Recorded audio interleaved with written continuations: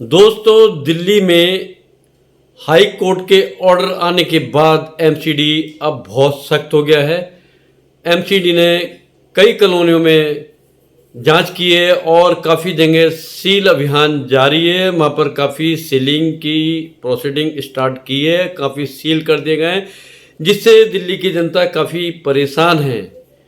एक समाचार अभी आया है कल का, एमसीडी ने औद्योगिक क्षेत्र में भी काफ़ी परिसर सील कर दिए हैं।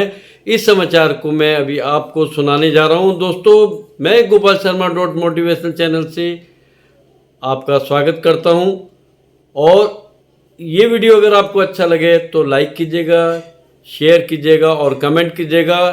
चैनल को सब्सक्राइब करना ना भूलें ताकि आगामी नोटिफिकेशन वीडियो के आपको मिलते रहें और आप अपनी इच्छा अनुसार, आपकी पसंद के अनुसार हमारी वीडियो सेलेक्ट करके देख सकें। जो भी वीडियो आपको अच्छी लगे वह पूरी देखिएगा, जो भी अच्छी लगती है आपको। दोस्तों, चलिए शुरू करते हैं।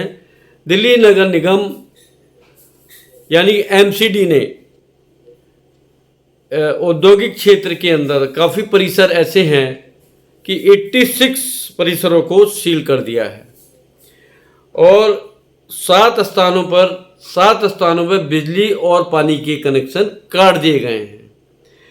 ये औद्योगिक क्षेत्र गैर मानक और गैर योजनाबद्ध तरीके से, जहां उद्योगों में ऐसी गतिविधियों के लिए निर्धारित किए बिना संचालित किया जा रहा था, वहीं पर ये एक्शन लिया गया है।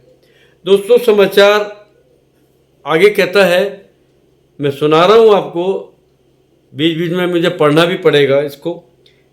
जो क्षेत्र सील किए गए, जहाँ पर कार्रवाई की गई, वो क्षेत्र इस प्रकार हैं।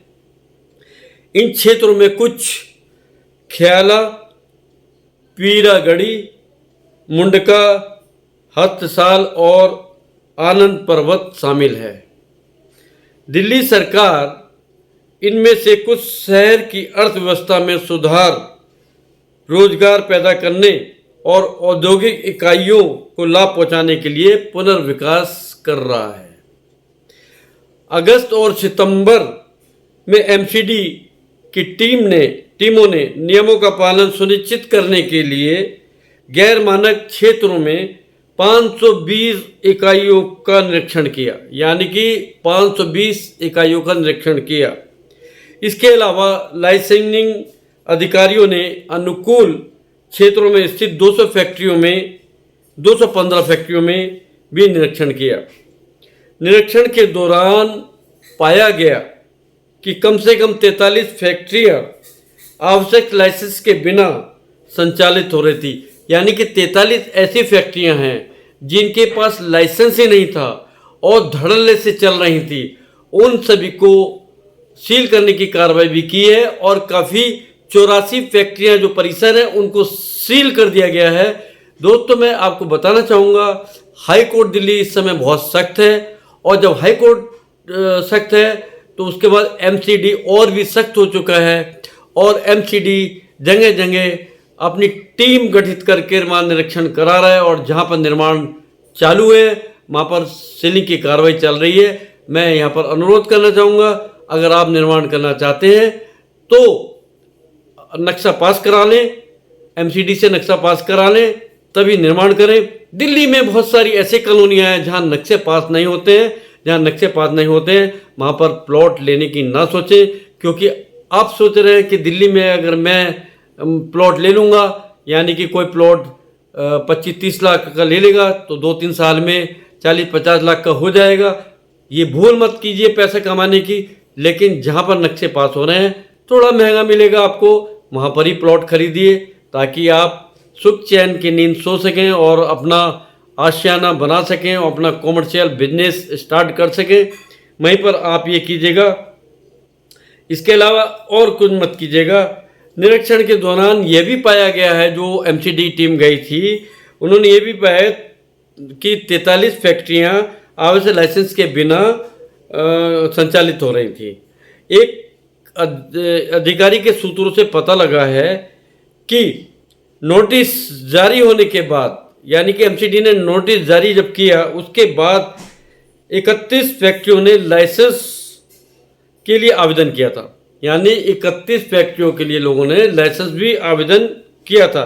शेष इकाइयों के मामले में एमसीडी ने संबंधित विभागों से संपर्क किया और बिजली और पानी की आपूर्ति काट दी और उन्हें 3 दिन के भीतर जवाब देने का अवसर प्रदान किया गया है कि वो 3 दिन के अंदर अपने लाइसेंस प्रस्तुत करें। यदि औद्योगिक और फैक्ट्री के आपके पास लाइसेंस हैं तो आप आवेदन करें, 3 दिन के अंदर आवेदन करें।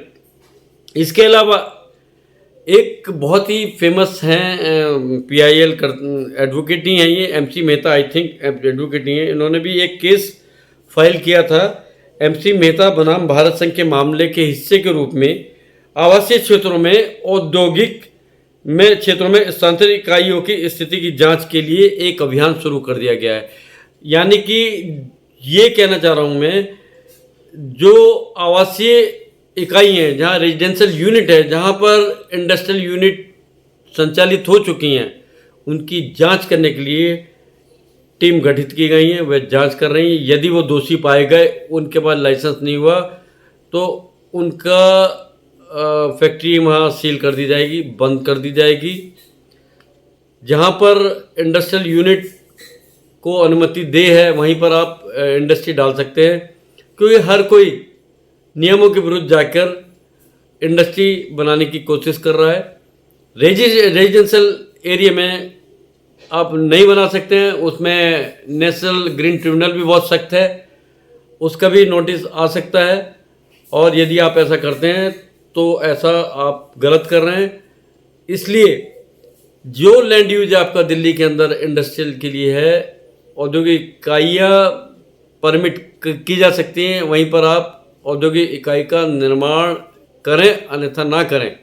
अभी बारी आ रही है जो पर्दा डालकर निर्माण करते हैं, चोरी छिपे निर्माण कर रहे हैं, रात को निर्माण करते हैं। बहुत से लोग सोचते हैं 2 दिन दिल्ली में बंद रहेगा, सैटरडे और संडे तो निर्माण कर लेते हैं, काफ़ी कोशिश करते हैं निपटाने की।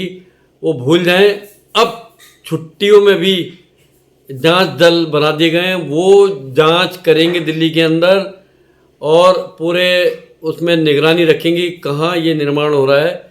यदि आप निर्माण कर रहे हैं तो तुरंत एक्शन लिया जाएगा। यदि आपका नक्शा पास हो सकता है और कोई आपको एमसीडी का अधिकारी परेशान कर रहा है तो वहाँ पर उच्च अधिकारी बैठे हुए हैं, आप उनसे इस संबंध में कंप्लेंट कर सकते हैं। या अगर कोई ग्रेटिफिकेशन या पैसा आपसे मांगता है तो उसकी आप कंप्लेंट कर सकते हैं। जहाँ नक्शा पास होते हैं वहाँ तो नक्शा पास ही होंगे।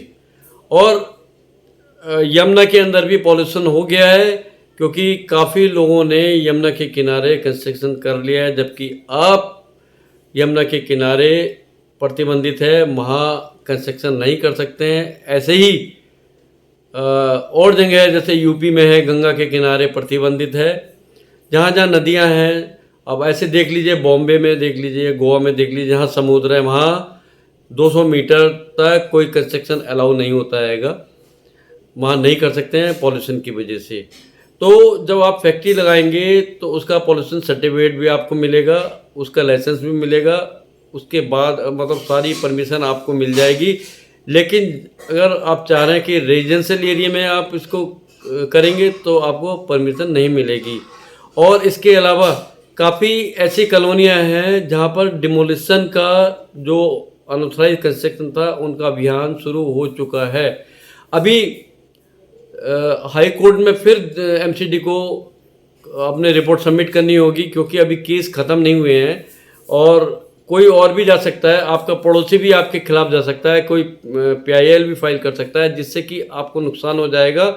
और इसके बाद कोर्ट से नोटिस इशू होगा, फिर एमसीडी के जो ऑफिसर्स हैं वो बहुत टाइट हो जाएंगे और आप 1 इंच भी अनऑथराइज्ड कंस्ट्रक्शन नहीं कर सकते हैं। क्योंकि अब दिल्ली में जो संपत्तियों को जो है, प्रॉपर्टीज़ को जो अनऑथराइज्ड है उसको बुक कर दिया जाता है। बुक करने के बाद उससे इसका मतलब ये है कि अगर वो कंपाउंड नहीं होगा उसको डिमोलिशन भी कर सकती है एमसीडी, और डिमोलिशन से आप बचें, ऐसे एक्शन से बचने की कोशिश करें। और मेरा मैसेज यही है, संदेश यही है कि मानचित्र मैप स्वीकृत करा के ही निर्माण करें और सुखी रहें। दोस्तों आज के लिए इतना ही। नेक्स्ट वीडियो में नए टॉपिक के साथ फिर भेंट करूँगा। तब तक के लिए इजाज़त दीजिए दोस्तों, नमस्कार।